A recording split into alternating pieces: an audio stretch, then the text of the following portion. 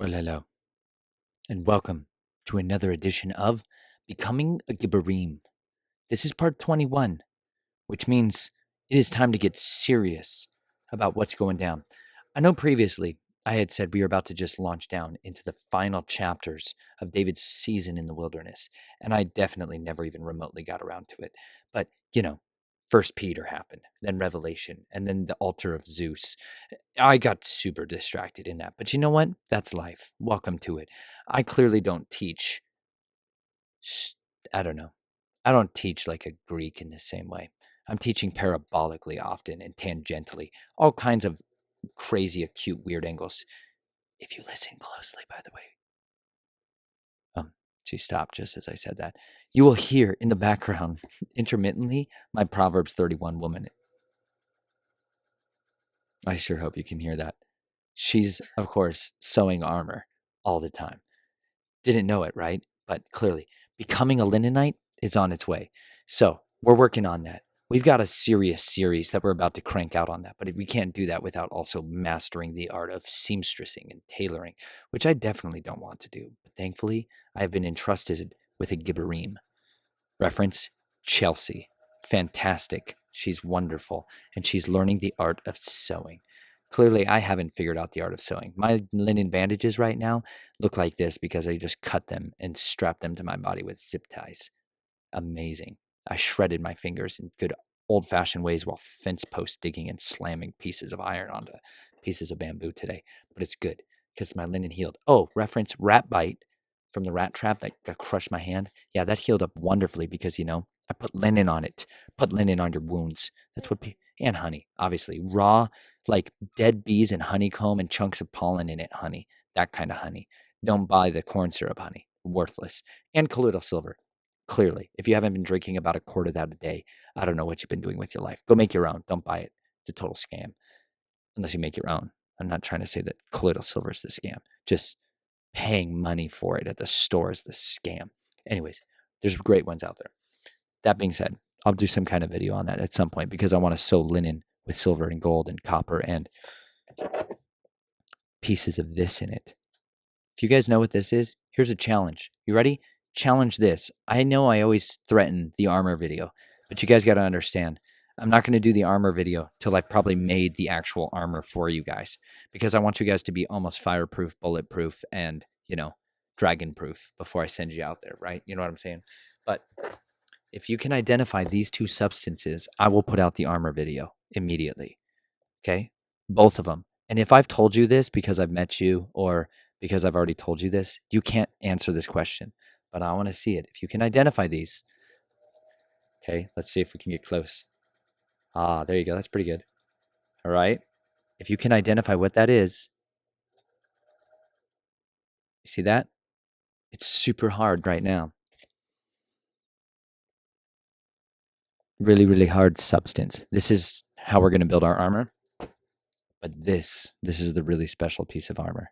And if you didn't know it, here's a secret. I'm not going to tell you it. You'll immediately figure it out. But just look at it, okay? Look at it closely. And here's what's super cool. I'm going to give you a real big clue. See that? This is the armor. This tells you everything you need to know about armor. Look at that. Isn't that sweet? Isn't that awesome? Anyways, if you figure out what those are and you put it in the comment section, I'll put out the armor video, okay? I'll stop threatening you with it. Anyways, I got distracted. This is part 21.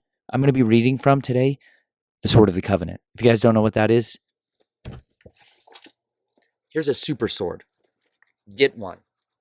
If you don't have a sword that looks broken in like this tonight, I'm going to be reading from my wife's sword. It's floppy. It's covered in ink, notes, sweat, tears. Oh, and the other thing it's obviously got in it, my daughter's handwriting over Psalm 91. Your children should know Psalm 91 better than anything they ever learned from the systems of men. Oh my gosh. Can I just say, I know I bash the systems of indoctrination, the schools of indoctrination, because they are. They're places where they teach you nothing but lies. Not nothing, sorry, pause. That's an overgeneralization. They teach you strategically conceived lies in mass quantities required for you to graduate. Unbelievable. But I drove by a place that I literally saw was a school, a prison of indoctrination. It was a cage. There's cages. They cage in the children now completely. Like exactly like a prison. Lock in, lock out. What do you think it's going to look like, y'all, in the fall when people try to return to their prisons of indoctrination? I'm just curious. Anyways, I will try to roll in a clip of that because it was so unbelievably perfect at illustrating the point of when I talk about prisons of indoctrination we were all raised in. The other place I talk about the prisons of indoctrination to a huge extent is the corporate church at large, because water stagnates when it sits inside a place for too long. It must move. Anyways, there's wonderful things we can learn inside those systems, but there's a lot of poison in there. You know what I'm saying? That being said, I got really distracted already. And you know what? It's early on. You know what? I'm going to start with Jude, because if I don't start with Jude, I'm never going to get to Samuel. No, I've got to finish Samuel for you guys. Let's finish Samuel. Okay. Guess what? You know who's going to die today? Samuel. You know who else is going to die? David's best friend in the entire world. That's brutal. It's going to be a good day for some and a horrible day for many. Because you know what? At the end of the day, when death has his victory over people, it's always a day for grieving. That being said, we're going to jump right in. You ready for this? This is... Wow. She's winding some twine over there. Are you adding to a spool? I don't even know what she's doing over there, but it sounds exciting. She's my armor bearer. Reference this book. Reconstructing Ancient Linen Body Armor, Unraveling the Linothorax Mystery by Gregory S. Aldrete, Scott Bartell, and Alicia Aldrete. This book, there it is. That's armor. Sorry, there's some dill on there because I was eating earlier. No, that's greasy. Anyways, that is the Linothorax, y'all. This is the bust of Alexander the Great from a mosaic, not a bust. That's Alexander the Great wearing linen. Obviously, because he was great. Linothorax. Better than bronze at stopping bullets of this kind. This kind. It performed better than the same comparable thicknesses of what was possibly wearable at bronze at the time. It's amazing because it was field serviceable. It doesn't melt your face off when you touch it when it's been sitting in the sun. Anyways, Linothoraxes, guys. Get that book. Read it, because that's how we're going to build some sweet armor. I'm going to start building knife scales too. Knife scales, y'all. If you didn't know it, there's scales on your knife. That's the back bottom portion of the handle. This is what this knife scale currently looks like. It's not so pretty, right? I sanded this like crazy. I'll probably roll in the video of this. Another thing, when grinding on a knife that is sharper than you are, it's a good idea to tape the blade.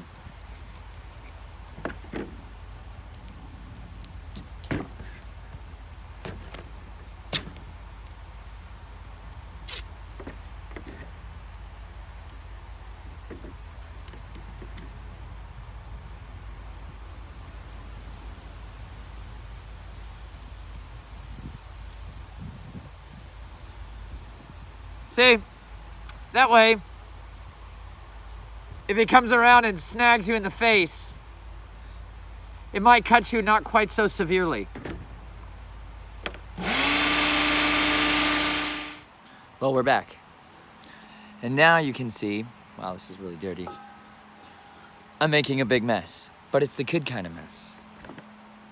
Because I am grinding away all of this excess material, which is called G10, which is like a composite of who's its and whatnots of toxic, horrific, like bad chemicals and resins and epoxies and fibers, and it's really good for knife handles. Like, it's real. It provides you that nice balance between easy to grind off and sand off, and it is rugged and durable, and it doesn't break, and it doesn't care if it's hot or it's cold or it's wet or it's dry. It's not going to flex. It's not going to cause gaps in your connection points, and I really like that. It's generally watertight because sometimes blades get wet, and you want to be able to wash them off real good. So I am grinding now down a little deeper finger groove space for the blade to sit in those two positions more comfortably. So sometimes I really just want to cut basic things, piece of twine like paracord or whatever else, and it's nice. I like that hawkbill blade. It pulls material into it. So I am going to continue onward. You can see I've taken out that third hole. Let's see, I'll get better. It's getting darker though. But I'm going to continue so that I have that nice finger space and all the way around. This was my EDCD. You know what I mean? My everyday carry on, kind of knife forever. For about 4 years. I won't say forever. But this is a Spyderco reverse. And I like this knife. It's a good knife. But I changed the handles up so much and I ground them up so much that it got too thin and too tiny. And now it doesn't fit in my hands when I'm wearing giant linen bandages. So instead, I'm going to make linothorax like armor for this and embed a bunch of sapphires in it because I've been finding sapphires lately. For real. I'm finding corundum, which is exactly what we're going to need in our armor. But I'm getting super distracted. The reason we're going to get there is because Saul's about to get shot. You know what I'm saying, y'all? Saul's going to get shot. And that's because he doesn't have his shield in place. So go back to my episode on disarming the dragon, or unlocking the armory. Unlocking the armory to talk about shields. Okay, you ready? Let's just dive in. This is 1 Samuel 31. Oh, I can't read it from the. Sorry, guys. I want to read from the Sefer, but there's the words in it have a lot. There's a lot of Hebrew words in it still, which is great. I need to learn that, but I genuinely have no idea how to pronounce a lot of them, and so that's a stumbling block. And I'm not trying to throw people in the rock of offense unnecessarily. That being said, let's jump in here. Oh, we got to get to the mighty men too. Do you guys read Second Chronicles yet? Because there's a whole bunch of passages that we're going to read about that happen in Chronicles that are chronicled in Chronicles. Go figure. But you can't even get the depth of awesomeness. Like, do you know how much there were hybrid soldiers in David's army? There were Gibborim that were hybrid lion men in David's army. But I'm going to probably put it out the series, which is going to be called The Werewolf King, about Nebuchadnezzar. And I'll deal with a lot of hybrid stuff in there, you guys. I know some of you are chomping at the bits of that, but your horses need to be reined in. Get your meekness on. Anyways, this is 1 Samuel 31. Now the Philistines fought against Israel. And the men of Israel fled before the Philistines, and they fell slain on Mount Gilboa. And the Philistines overtook Saul and his sons, and the Philistines struck down Jonathan and Abinadab and Malchishua, the sons of Saul. The battle pressed hard against Saul, and the archers found him, and he was badly wounded by the archers. Hold on. I'm going to read that portion from the Sefer because it says here, and the battle went sore against El-Shaul, and the archers hit him, and he was sore wounded by the archers. Okay, there's a really good point right here that you cannot move on from. This is, let's just talk about this for a second, and I'm going to open this book up because it's a little early. This is Reconstructing Ancient Linen Body Armor, guys. What he does in here is they basically try to rebuild the linen body armor that people use for thousands of years because it's way better than any of our stupid Kevlar body armor, you guys. I know Kevlar stops bullets, but whatever. Linen stopped arrows. And it says in Ephesians 6, we all have this iconic image, I think, when we see the Roman soldier in our head for some reason. Rome's infiltrated all of our minds through poisoning of our souls. But that being said, the Roman soldier may not have at all been wearing the type of armor that we all think of all the time because there's this armor out there that was called linen. It's better than anything that ever existed. But the linen armor is really what you should think of when you think of your breastplate of righteousness and your shield of faith. They're so much better with linen. That being said, it's like in here, he shoots this linen armor and does all these kinds of ballistic testing. Oh, this is just whiting it out. He just does all this ballistic testing of the linen armor. It's about 1 centimeter thick and it's flexible and bendy. But I'm getting super enthused to tell you about it. But one of the things that he actually does in it is he shoots his friend with it. By friend, I mean his student because he's a professor. What he does is he actually shoots him with it, which is pretty impressive if you think about it. But they'd shot this stuff like 500 times by the time they actually shot him with it. So they were confident it was going to turn out well for him. You know what I mean? Here's what we're talking about. He shot him right there. You see that? That's fabric like this, stopping arrows like this. That's incredible. Saul right now has been sorely wounded by the archers. And you know what's really interesting as I read this book is I learned some things about actual warfare with archers involved. And there's a whole lot of like archers who used to walk around on the battlefield. They didn't always just stand long distance because there's some things that happen with bows and arrows that are not depicted in films. Shocker. Most movies use like a 20-pound bow, and you see like Legolas from Lord of the Rings firing off just a relentless stream of arrows. He's doing that with like a child bow when it comes to draw weight. And we have the ability to create compound bows and stuff that allows us the ability to shoot arrows even faster because we have pulleys and levers and all kinds of crazy sweet goodness. But back then, they had wood. Sometimes they had bone, sinew, and tendons, and they had some really amazing materials. Reference the Mongol bow. It's unbelievable. If you want to study some sweet bows out there, the Mongols was just spectacular. That being said, a lot of the bows were not as powerful as they're iconically depicted as. And so they had to be a lot closer than you would have thought of in order to start seriously wounding people. So the archers, a lot of times, were right up in the thick of it, like sometimes within 15 meters, 30 meters, like less than 100 meters generally in almost all circumstances, though. They had some long distance archers, reference medieval bows from England. Amazing long bow, right? But really, those weren't as prevalent at the time of Saul. Really, so a lot of armor, a lot of actual archers, like when you look at it, they had these guys next to them that bore the shields, and they had a shield that kind of actually came all the way up and covered them like a little canopy. It was a little shield man. So they had a shield bearer that would go forth with them, and then they had the guy shooting, just constantly launching archers. And it says basically the archers hunted Saul down, which I find to be the most incredible piece of information that we're ever going to get about Saul. Because remember, Saul spent his whole life seeking ways to murder David. So Saul, from the moment after he threw the spear at David's head and David fled, remember that? It said every day of his life he plotted ways to murder David from that point on. This is literally like people who spend every day thinking about ways to dismantle the body of Messiah. It's probably not going to work out very well for you. You know, he's the resurrected King of glory.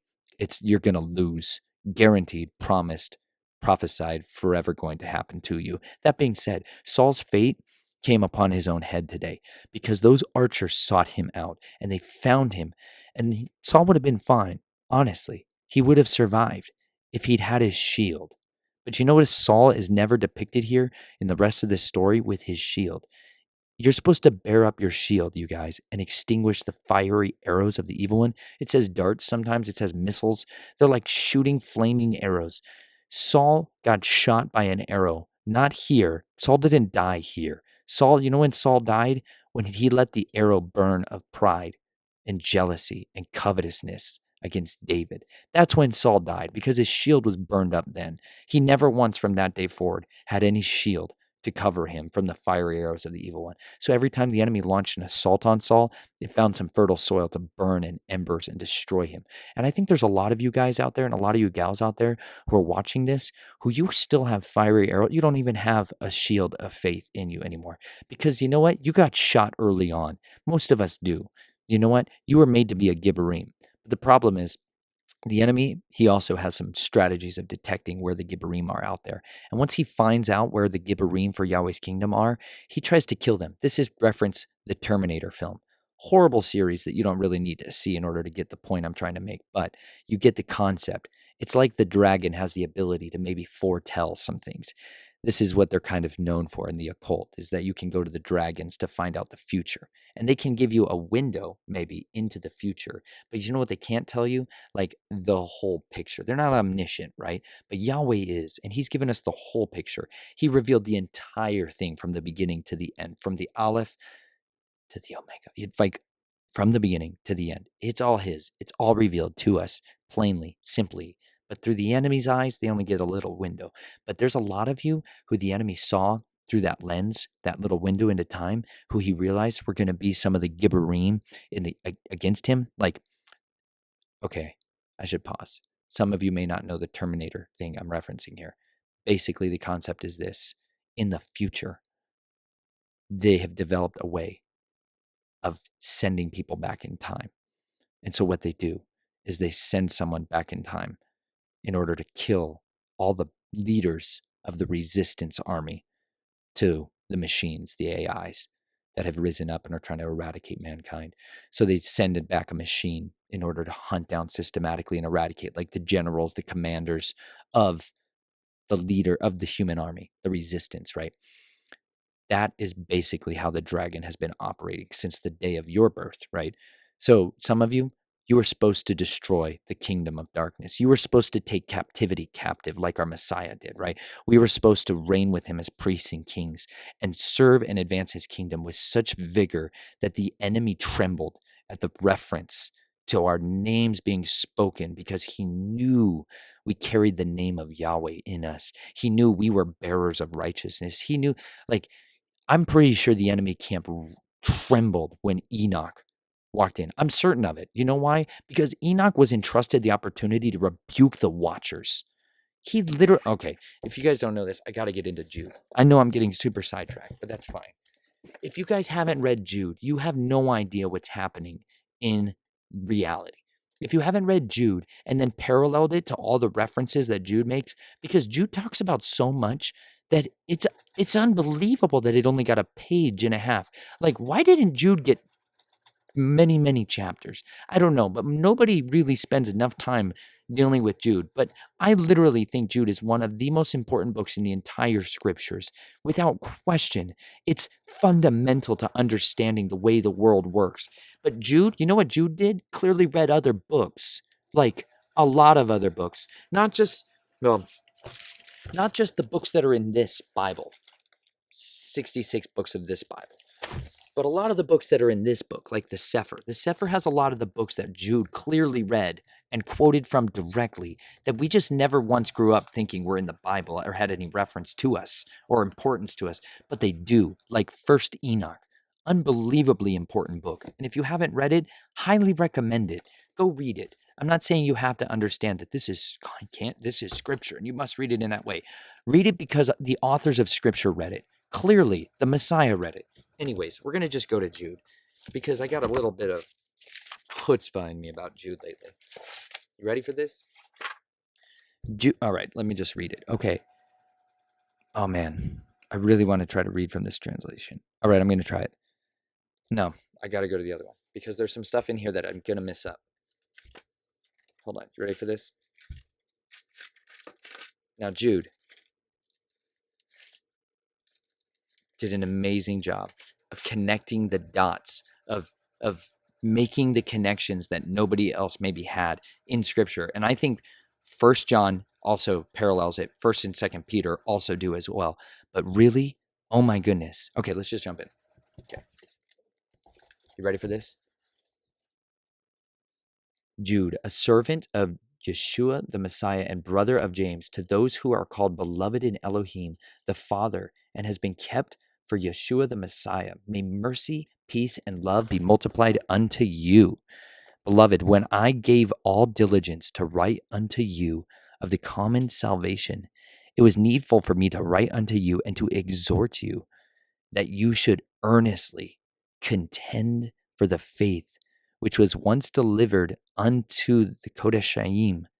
For there are certain men who crept in unawares, who were before of old ordained to this condemnation, wicked men, turning the grace of our Elohim into lasciviousness, and denying the only Adonai, Yahweh, and our Adonai, Yeshua HaMashiach, Jesus the Messiah.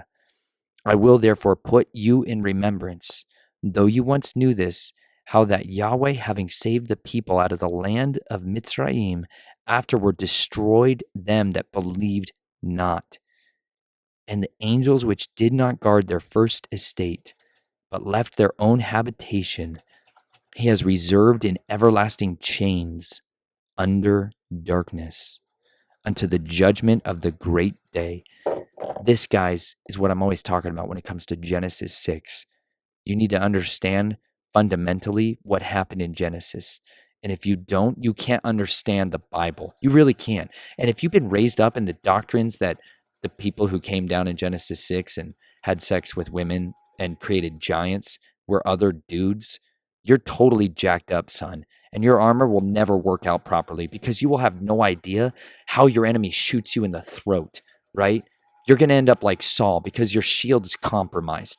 Your illiteracy of scripture makes you open to serious spiritual blows from the very enemy. You deny the supernatural power they are due. We have, okay.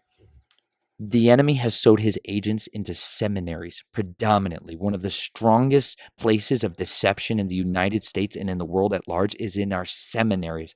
This is where they conceive and train up pastors and priests and politicians, really, to raise up lies. And one of the worst ones is denying that the watchers in Genesis 6, they say they were just dudes.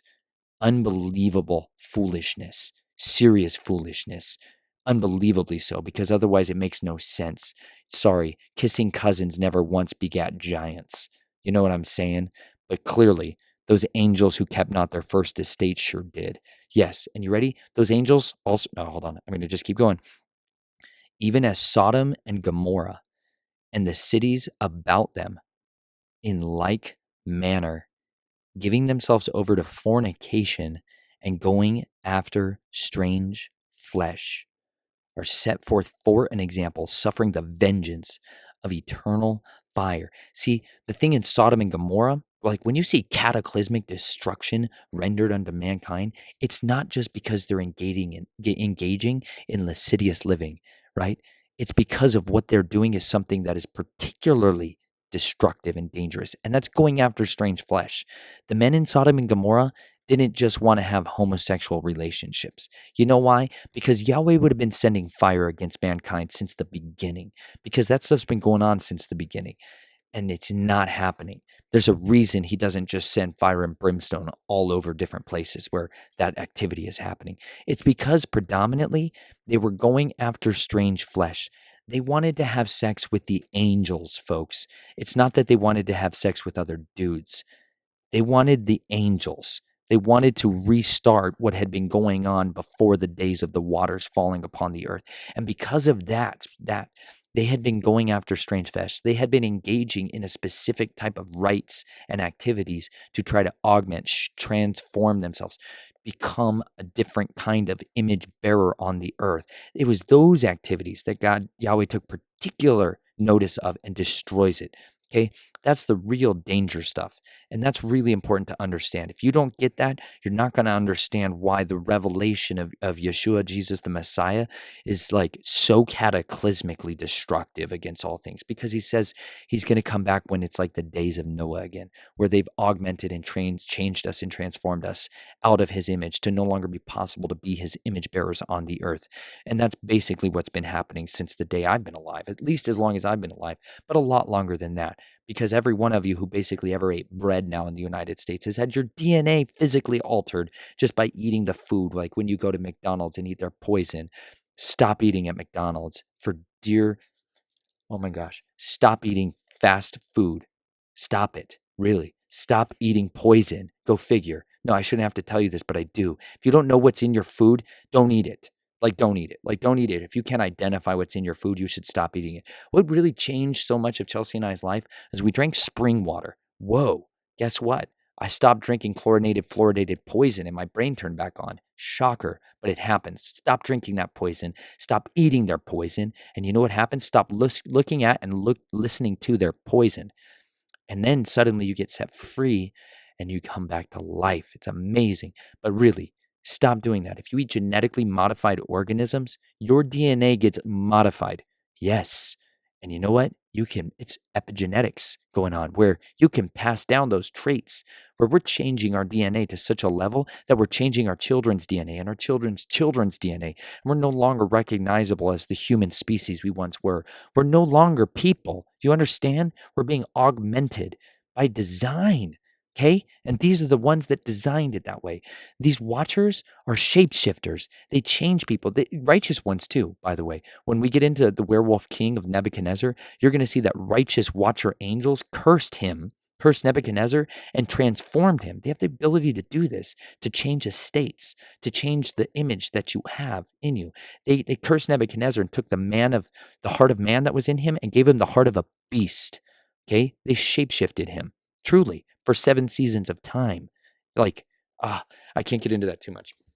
But it's really important you understand that. Stop eating fast food because it's convenient. Like, sin will always be convenient. Is it a sin to eat that kind of food? Generally, when you know that it's definitely something that's like unclean, yeah, you're accountable. So now you know it's unclean. If it's changing your DNA from out of the image you were made to be into the image of the beast, you should probably not put it in your body, nor allow it to come into your home for any reason. Food, real food, takes time. Real food takes effort and the sweat of your brow. And it says, by the sweat of your brow, you shall eat your bread. That's how we contend against the curse. I'm fired up on something I didn't expect tonight. Guess what? Let's keep going. Now, are you ready for this? Likewise, also these filthy dreamers who defile the flesh, despise dominion, and speak evil of dignities. Yet Michael, the archangel, when contending with the devil, he disputed about the body of Moses, dared not bring against him a railing accusation, but said, Yahweh rebuke you. But these speak evil of those things which they know not, but what they know naturally as brutish beasts, in those things they corrupt themselves. Woe unto them! For they have gone in the way of Cain, and ran greedily after the error of Balaam for a reward, and perished in the gainsaying of Korah. These are spots in your feasts of love when they feast with you, feeding themselves without fear. Clouds they are without water, carried about by the winds, trees whose fruit withers, without fruit, twice dead, plucked up by the roots. Oh my gosh, there's so much happening here, guys. Okay, if you don't know what's going on with Cain, fundamentals, ready? Cain not just murdered his brother, Cain offered an unpleasing sacrifice to the Father. Cain started a priesthood of abominations. That's what he really did. He initiated. Cain is where we get a lot of Enoch the evil. His son, Cain was cursed after he murdered his brother. Not only did he murder his brother, he lied, right? Major mistake. There's a difference between repentance and lying to cover up and conceal. Like that's a double iniquity. Major mistake. Yahweh marked Cain. That's really important. And if you practice in what these watchers teach people, the doctrines of Cain are a huge one. If you want to go out and become a murderer and become a hunter of humans, like you get initiated into the arts of Cain's. I really believe your martial arts out there and people who study and do train in martial arts and self-defense and a lot of this stuff, you generally, almost all of you guys, I got to say it right now, you've been indoctrinated and initiated into the cults of Cain. You don't even realize it, but you have. Jiu-jitsu, you go into any of the traditional martial arts and you go to the roots, you actually study what you guys do when you bow, when you walk into your temple. There's a guy I'm going to tag in this who I really hope he will put out a video, maybe a video explaining this and just sharing his testimony about it. When you study the origins, you guys, of almost every single one of these combative arts that you're getting into, every one of them, without question, is getting you connected to the covenant with death at the end of the day. And I'm saying that not to say you shouldn't understand how to defend yourself necessarily, but this is how you defend yourself, guys. This is your shield.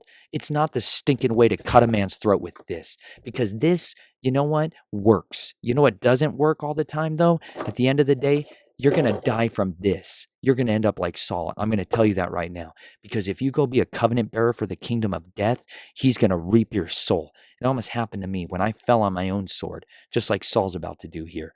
And this is a brutal reality, you guys, is you try to serve in that kingdom, you try to study ways to murder and kill other human beings, it's going to come back on you because you've gone after the way of Cain. You've gone after the murderer, and he was a murderer from the beginning. And you need to understand that right now, because if you do that, you will bear the mark of Cain upon you.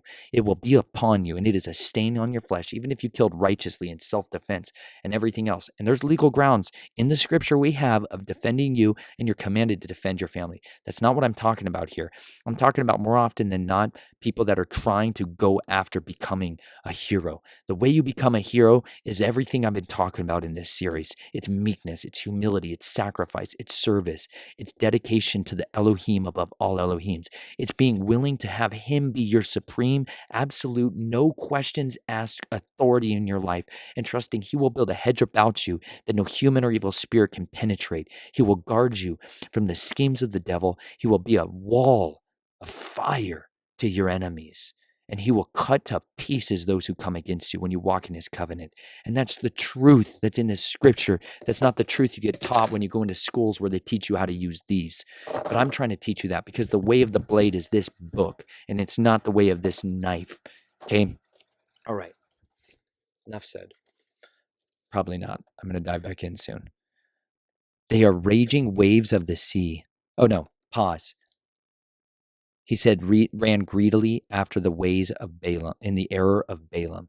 Go back to the video I just did, the last few videos actually on the doctrines of Balaam, because it's super critical, you see here, and it's greed that creates the doctrines of Balaam and allow it good soil to plant in. Anyways, and the core of rebellion. Oh my gosh, there's so much here, guys. These are spots in verse 13, raging waves of the sea, foaming out their own shame, wandering stars, to whom is reserved the blackness of darkness forever. When you guys figure out what wandering stars actually are, guys, you'll know what this actually is. Not what the world would lie to you, of course, with garbage nonsense and tell you what this is. When you figure out what wandering stars really are, you're going to figure out what this really is. And that's what I'm holding, is the shields of the earth. Anyways. And Enoch, okay, now we'll get into Enoch. And Enoch also, the seventh from Adam, prophesied of these things, saying, Behold, Yahweh comes with 10,000 of his Kodeshayim to execute judgment upon all, and to convince all that are wicked among them of all their wicked deeds which they had wickedly committed, and of all their hard speeches which wicked sinners have spoken against them. These are murmurers, complainers, walking after their own lusts, and their mouths speaking great swelling words, and having men's persons in admiration because of advantage. I don't know what that means. Sorry, I'm going to read it from a different translation here for a second. These are grumblers, malcontents, following their own sinful desires. They are loudmouth boasters, showing favoritism to gain advantage. Wow, there you go. If you guys haven't thought of anybody, should be coming to your mind right now, Doeg the Edomite, and Saul, how Saul tried to inspire his men to find ways to murder David. Remember this? Greedy advantages. He threatened them, and then he offered them greedy advantages if they told lies or conspired for ways to kill him. That being said, but you must remember. All right, you ready? But beloved, remember the words which were spoken before of the apostles of our Adonai, Yahushua HaMashiach, Jesus the Messiah, how they told you there would be mockers in the last time, who should walk after their own wicked lusts. But these be they who separate themselves, who are sensual, not having the Spirit. But you, beloved, building up yourselves on the most holy faith, praying in the Ruach HaKodesh, the Holy Spirit, and keeping yourselves in the love of Yahweh, looking for the mercy of Adonai, Jesus the Messiah, Yeshua the King, unto eternal life. And of some have compassion. Oh, this is great. Verse 22 and 23, guys, is literally where the premise of my entire life has come from. You ready for this? Have mercy on those who doubt. Have mercy on those who doubt. You can go watch my video that I gave from a conference called Question Everything conference, and that was in 2019. Question Everything conference, where I talk about this verse. Have mercy on those who doubt. Some of you guys need that right now. The other one says, like in this translation, it says, having compassion, making a difference. Okay. But for others, it says, ready? Save others by snatching them out of the flames. Show mercy with fear, hating even the garments stained by their flesh.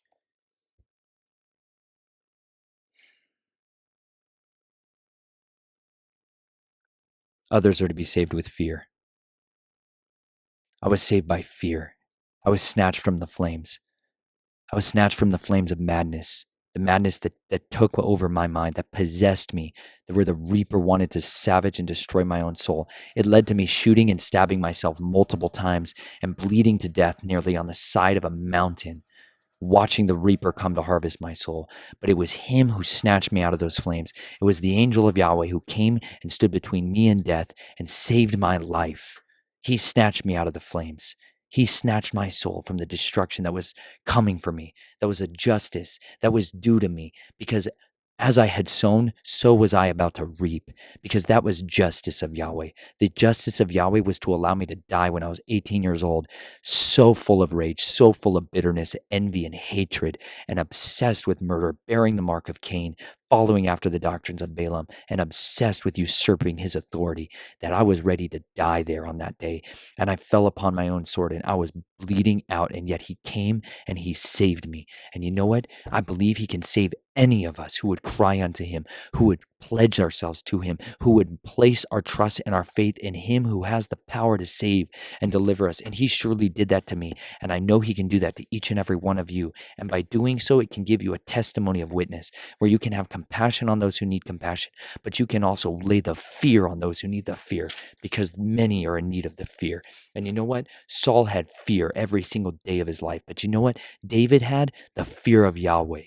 And those are two totally different things. Well, let's get back to it.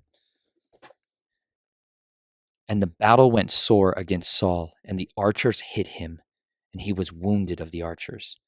Then said Saul unto his armor-bearer, Draw your sword and thrust me through, lest these uncircumcised should come and thrust me through and abuse me. But his armor-bearer would not, for he was afraid. Yeah, of course he was. Saul inspired fear in his men. Do you see this? Saul led through fear in his leadership. If you follow and bear the mark of Cain and you try to be a man of mighty deeds in the earth, you know what you're reserved to do to control your troops? Is control them through fear. That's it. You can't really control mighty men unless you make them fearer. You have to be the mightiest of all of them. How do you think Goliath was the champion of Gath? Do you think he served them and washed his other Gibborim feet? Do you think he was washing the other 6 fingers and 6 toes of the other giants that were in Philistia at the time? Probably not, folks. It said he was a warrior from his youth, right? When you choose to follow the way of Cain, your only way that you're going to rise to the top is to kill everybody else or crush them into submission, right? But David didn't do that. David submitted. David surrendered. David served. David sacrificed. David danced. David danced his way to the throne. Really, he actually did. We're going to get there in the story. And you know what he was wearing when he did his dancing?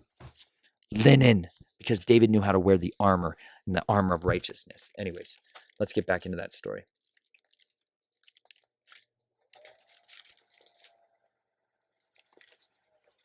Now, and when his armor bearer saw, draw your sword and thrust me through with it, lest these uncircumcised come and thrust me through and mistreat me.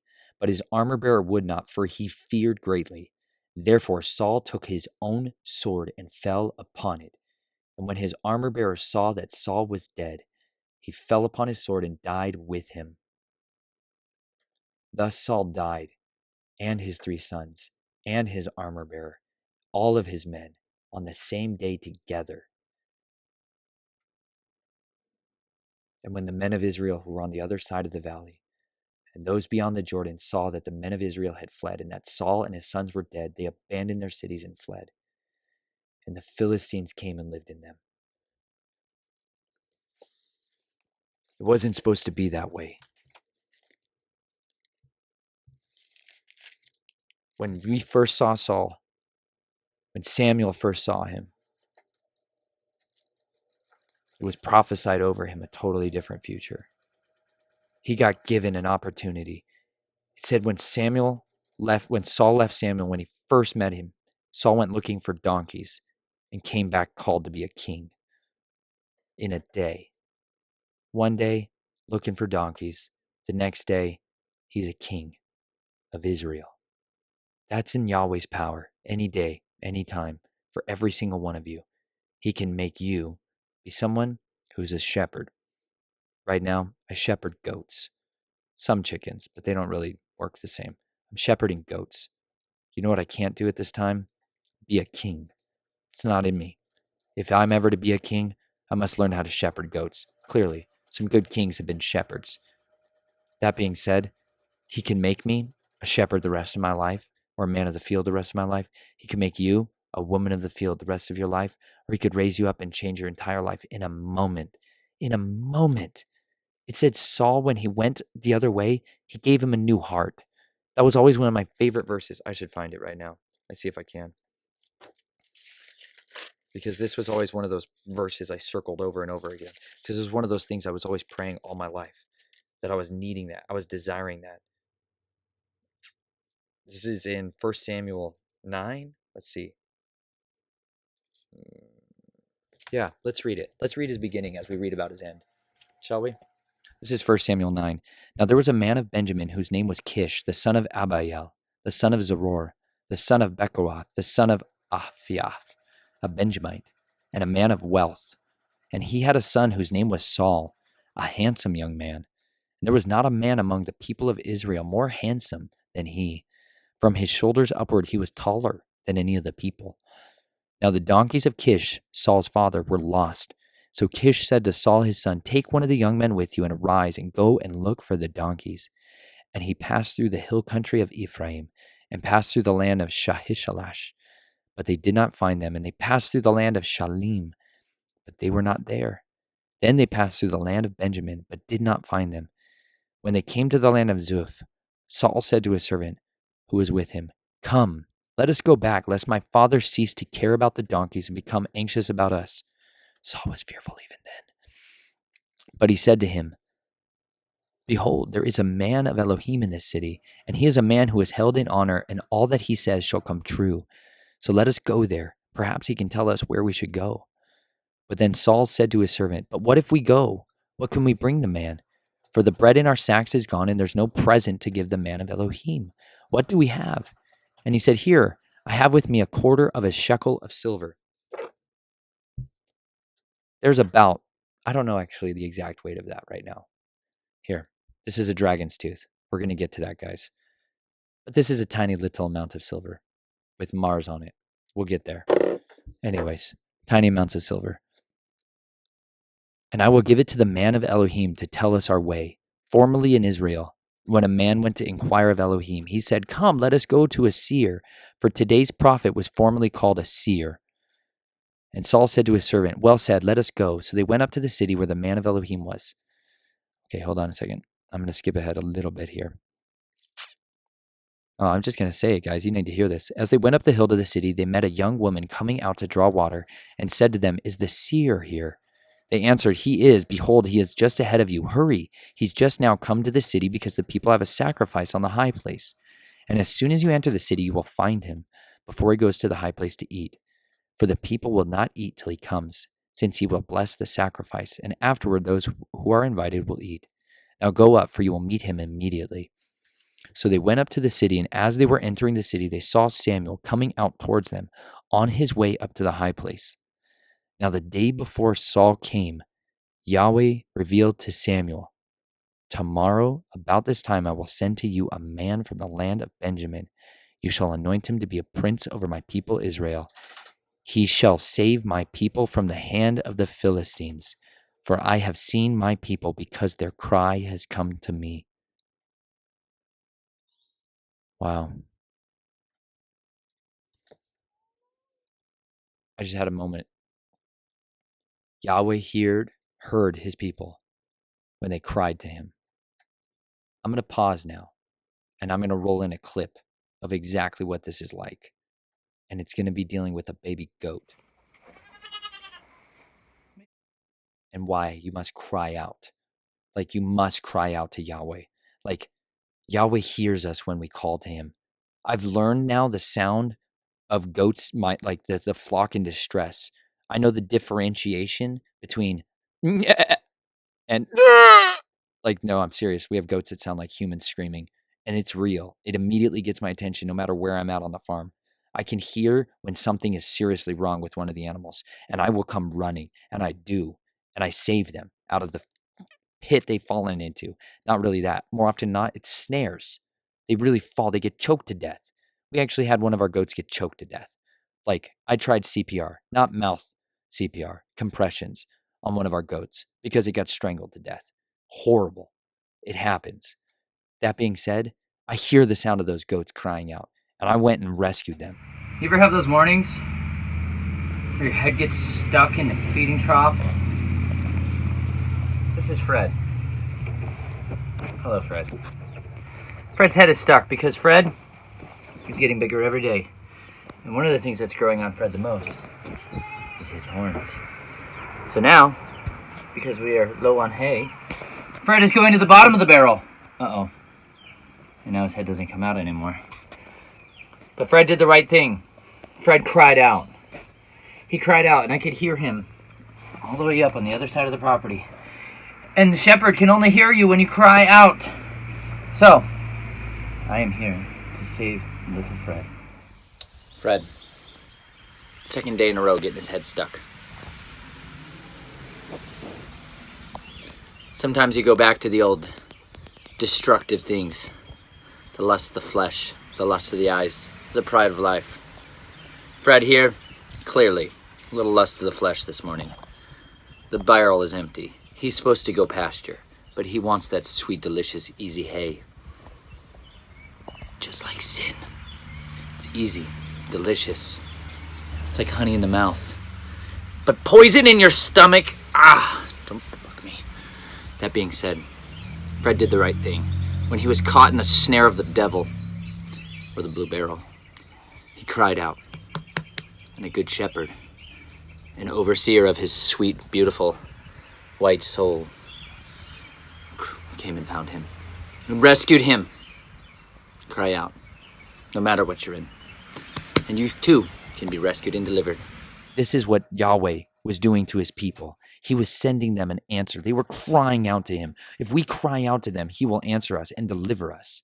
He will. He's promised it. He will give it unto us. He has set that forth as something that he has said, if you will humble yourselves. Everyone likes to quote that verse right now in like the mainstream churchianity. Like, if my people will just humble themselves, repent and pray, I would heal them, right? They all say that. They don't read the whole book it came from. They don't read the whole Bible it came from. Like, you got to do something. It's not just about crying out. It's that you then turn.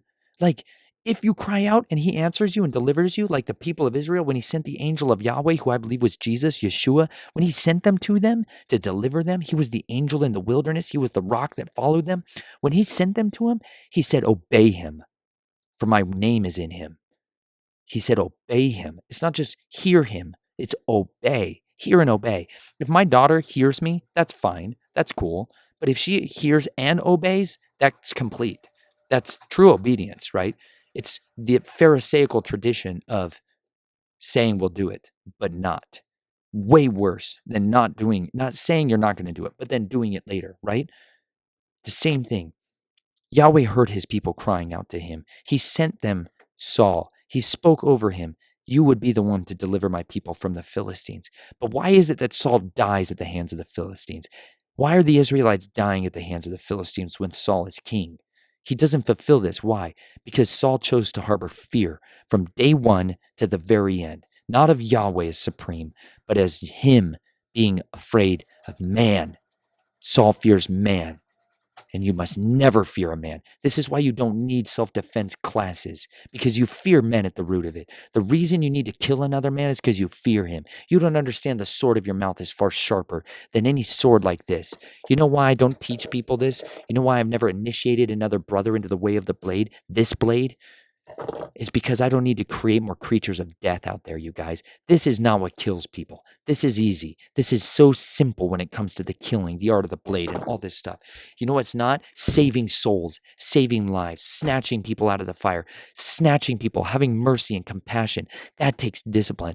That takes disciplined, focused, intentional, holding forth your beliefs with such relentless conviction that it simply cannot stop you from fulfilling your destiny on this earth. That's hard. That's difficult. Saul was supposed to have the destiny of being the deliverer for the people. Instead, he was the person who was a usurper. Let's get back to it. Chelsea's laughing. I don't think Chelsea's seen one of my episodes in probably a long time. She doesn't know how much I rabbit drill. That being said, it's good. She's laughing as she's sewing up my armor. That day, now the day before, okay, this is verse 17. Now when Samuel saw Saul, Yahweh told him, here is the man of whom I spoke to you. He is it who shall restrain my people. Then Saul approached Samuel in the gate and said, tell me, where is the house of the seer? And Samuel answered and said, I am the seer. Go up before me to the high place, for today you shall eat with me. And in the morning I shall let you go and will tell you all that is on your mind. As for the donkeys that were lost 3 days ago, don't set your mind on them. He said, don't be anxious or worry, right? Saul didn't ask him about the donkeys. Samuel just knew. That's called a word of knowledge. Study that fruit of the Spirit. for they have been found. And for whom is all that is desirable in Israel? Is it not you and your father, and for all your father's house? And Saul answered, Am I not a Benjamite from the least of the tribes of Israel? And is not my clan the humblest of all the clans of the tribe of Benjamin? Why have you spoken to me in this way? I'm going to pause. I'm going to skip ahead a little.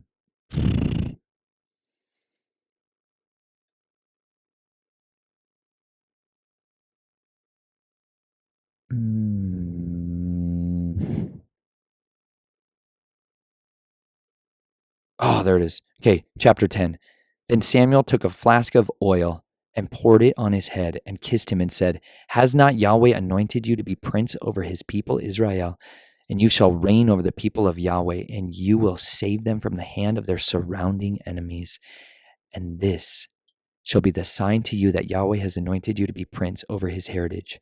When you depart from me today, you will meet two men by Rachel's tomb in the territory of Benjamin at Zelzah, and they will say to you, The donkeys that you went to seek are found. And now your father has ceased to care about the donkeys and is anxious about you, saying, What shall I do about my son? Then you shall go on from there further and come to the oak of Tabor.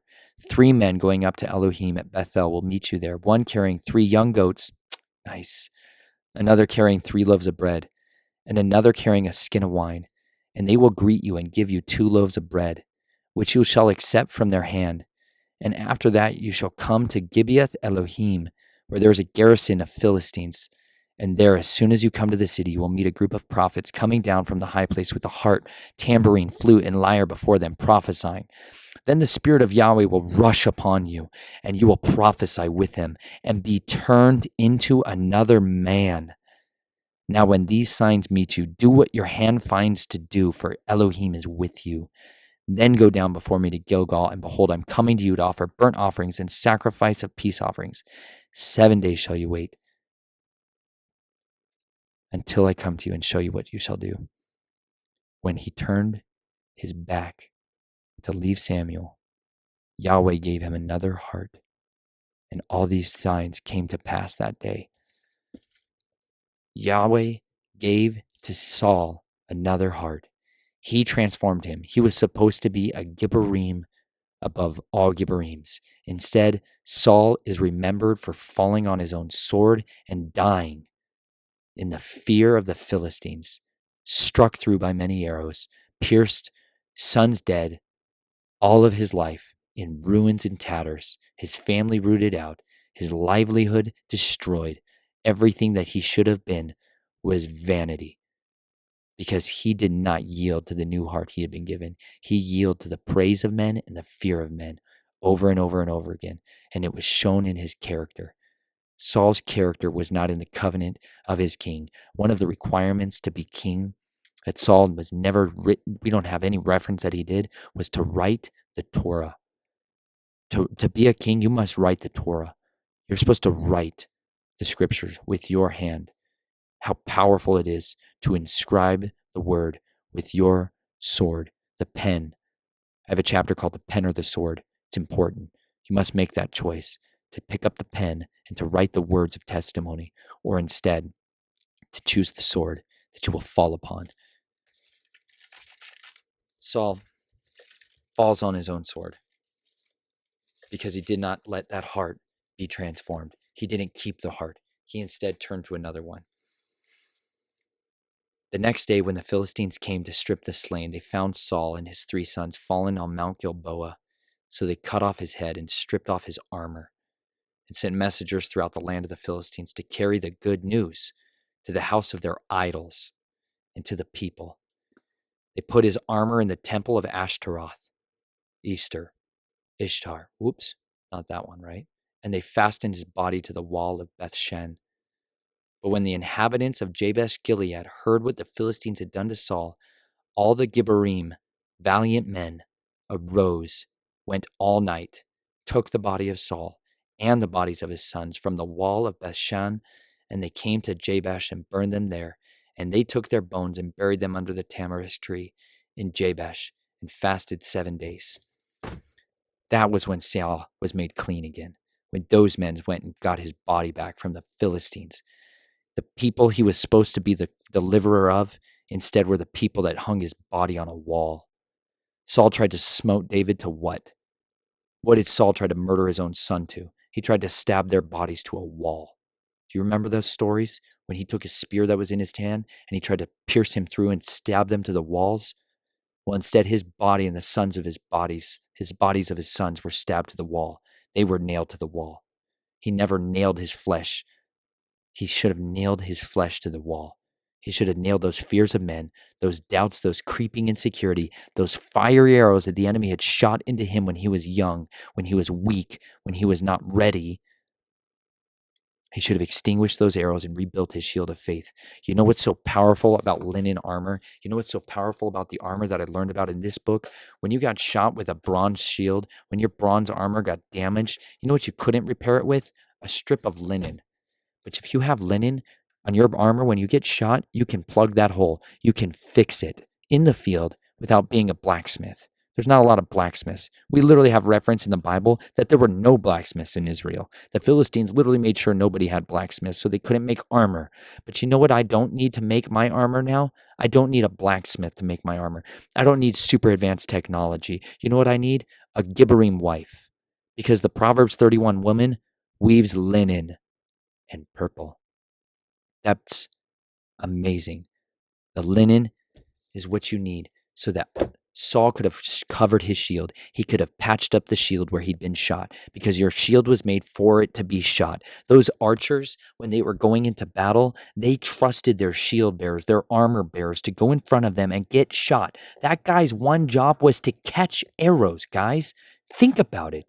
There's a guy, when I was in the military, when we were being trained on like close quarter combat, okay, your CQC, right? When you would go in, they had kill houses. Shocker. Houses where you went into where drill sergeants played dirty tricks on you, like dropping flashbang grenades or pulling secret doors open that weren't there, dark rooms, tear gas, crazy stuff, right? Fantastically fun and exhilarating. But the first guy through the door, do you know what we called him? Bullet catchers. He was literally in there to take shots in his chest. That's it. I know. In the movies, it doesn't really work out that way. But no. Oh, it probably does. I'm sure there's some cool, iconic movie scene of this happening. But really, you were taught, and I was doorman. I like that. I like to volunteer for those scary tasks. I had a death wish. I really wanted to die, you guys. I'd hated my life for so long. I just wanted to die a hero instead of falling my own sword, right? Because I wanted to kill myself for many years of my life, but I couldn't do it. I was literally, everything in me was resistant to it. I never wanted to die. I just didn't want to die by my own hand, right? I just wanted to die. I wanted it to be over. I'd lived with so much suffering. I'd been suffering since I was conceived. All I ever knew was suffering. There was moments, there was brief windows of time. There was glimpses, visions of peace and relief, but there was never satisfaction. I was never satiated. I was perpetually enraged with hunger and a need for justice. Read chapter 42 of my book. I needed relief, and I thought relief would come at the end of this blade. This one, just like this. Two-edged sword, right? I thought I could bring it with this, right? I thought Fairbairn and Sykes could initiate me into the way of the blade. I thought the SAS could teach me their dirty tricksters moves. I thought I could figure out a way to hunt humans in order to satisfy that itch and finally kill enough people that it would stop that hatred that was in my own heart. But I'd like to be the volunteer man because I thought, you know what? Sooner or later, I'll just get shot and die, right? It'll be great. So I volunteered to be the doorman. And when you go in to be the doorman, you have armor on your chest, right? The Interceptor body armor package is what the United States was fielding at the time when I was in. It's a pretty complex armor system that's got interlocking panels of Kevlar. Kevlar is like a very strong fiber, and its greatest strength is that as it's being hit with something at a higher velocity, it catches it. It doesn't. It's like a mitt. It doesn't allow that thing's energy to get it's like a mitt. That's just the best way to describe it. But if you have higher velocity, speed defeats armor. This is a rule when it comes to it. Speed defeats armor because if you get it going faster, it's hard for that mitt to catch it, right? If you could throw a 400 mile an hour fast pitch into a catcher's mitt, what's going to happen? Sooner or later, bones are going to break, right? You can't catch certain speeds. So the way they defeat armor, like Kevlar, is to go faster. So they use rifles. So if you want to get shot with a rifle, you better put a ceramic plate in your chest. That's what we had at the time. So we had these ceramic plates that were about, I don't know, 4 or 5 pounds, and they covered your chest space, basically your vital organs. They're about to sit over your sternal notch and then go all the way down to just about above your diaphragm, right? Really your important bits. So the goal was when you, doorman number one, when you were to go into the room, the rule was square up on the door. Square up on the door, meaning you make yourself oblique to the door. You don't come in sideways. You don't come in this way, because if you get shot with your arm up like this, right? I see a lot of guys doing this in their tactical training drills, but it's really easy to get shot in your armpit. There's a lot of ways to just poke people through their heart. If you want to stab people's hearts, you just go through their armpits, right? Same thing about getting shot. There's a lot of people that died from a 22 shot. Anyways, a single 22 round into the heart kills you just as much as, a big bullet hitting you elsewhere. That's not important. But anyways, you square up on the door and you get shot in the armor. That's the goal. When you go through the door, if there's a guy waiting on the other side to just shoot you as soon as you come through the door, happens. As soon as he shoots you, the goal is that he would square you directly into your chest plate. And then your shield, for reference, would take the hits, right? And you'd be okay. And then the doorman number two, your battle buddy, would shoot that guy in the throat, right? That's the rule. Or he would shoot him center mass, of course. No, he'd shoot him in the throat if he was anybody that loved you and cared about you, right? The throat's a great place. That being said, he would take care of that guy. That'd be your armor bearer, right? He'd bear you up because your armor just got compromised because the army uses ceramic plates that break after one shot, literally one shot. It's worthless. I want armor that I can get shot 300 times with. And that's what the shield bearers for the archers used to do. They used to literally go in front of the archers, and they had a shield that was literally sometimes porcupine full, just completely full of arrows, completely full. And it kept going. And you know what could happen at the end of battle when they lived and the other guys died? They'd take the arrows out of it and they would patch it. They'd take patches. They would literally could plug the holes. You take the arrow out, you put some glue on it because it would laminate the linen, and they would plug those holes. You could just take another strip of linen and put it right back down on that thing. Isn't that amazing? And then you get up and you go back in for battle. Saul never did that. There's a lot of you that never did that. And the enemy worked just like Terminator. And he strategically shot you in the heart a long time ago. And he burned up your shield. It's been destroyed. You no longer have faith in the Elohim above Elohims. You don't have faith in Yahweh. You don't have faith in him fundamentally, where it matters most. And instead, you know what you're going to end up? Falling on your own sword. So don't do it. Extinguish those fire arrows, learn the truths of the scriptures, and stand on the promises that are given to you in the word of Elohim. Don't stand on the words and the lies and the doctrines of Balaam, the promises of destruction, the gods of Mammon. Repent of it, come out of it, and place your hope and faith and trust in this word, which is undeniable, immutable, it's unstoppable, and it will be your shield and carry you out for all the days of your life. I want you to instead be the Proverbs, be 1 Samuel 31's people. I want you to be like the men of Jabesh. What are they called? Jabesh Gileads. I want you to be like the Gileadites in this story, who, you know what happened? They weren't afraid of the army. They went and infiltrated the enemy's camp on the very night after their own defeat of Israel, and they went all night long, and they took their king's body back. And you know what happened? David exalted them in the end. Those Gibborim, you know what happened? David later on will reverence them. He will bless them mightily because Yahweh sees everything you do. And you don't need to be trained in these other ways. You need to be trained in the spirit. You need to be trained in this sword of the covenant. And whenever you need to, you won't be fearful of men. You will know that if you must go into a city, if you must go into a nation, if you must go somewhere where you will be killed, you think men will be able to kill you? You think men will be able to throw you in prison? No. You must not be afraid of that. You must go. If you have been sent by Yahweh Elohim, you are unstoppable. You are immortal until he tells you otherwise. Look through the scriptures, study it, and tell me if it's otherwise. He will surely raise you up and give you the deliverance that you need. May the days of your life be blessed by the one who conceived you, Yahweh, the one who created you for such a time as this. You were born in days of evil.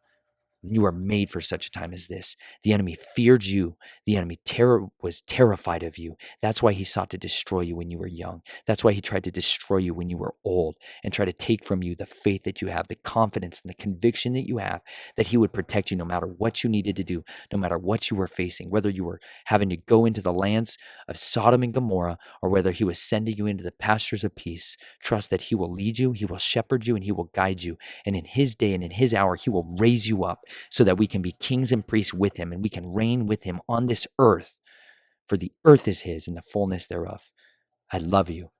Be vigilant out there. Be safe out there. And by that, I mean live dangerously every single day of your life because the days are evil. But you were born for such a time as this.